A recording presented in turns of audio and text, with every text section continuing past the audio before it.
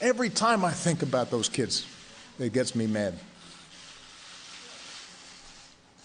And by the way, it happens on the streets of Chicago every day.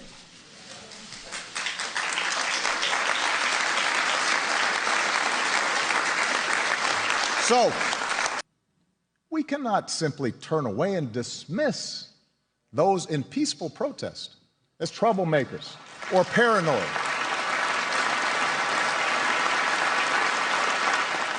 Whether you are black or white or Hispanic or Asian or Native American or of Middle Eastern descent, we have all seen this bigotry in our own lives at some point. We've heard it at times in our own homes.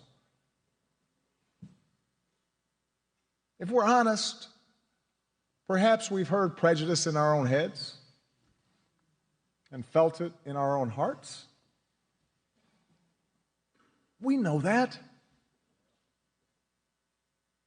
And while some suffer far more under racism's burden,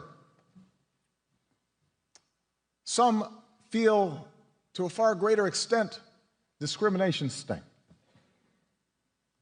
Although most of us do our best to guard against it and teach our children better, none of us is entirely innocent.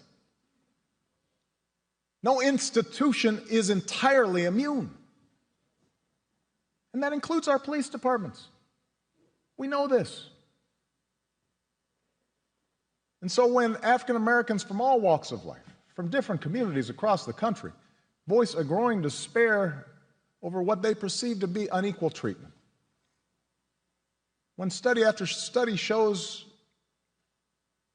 that whites and people of color experience the criminal justice system differently, so that if you're black, you're more likely to be pulled over or searched or arrested, more likely to get longer sentences, more likely to get the death penalty for the same crime.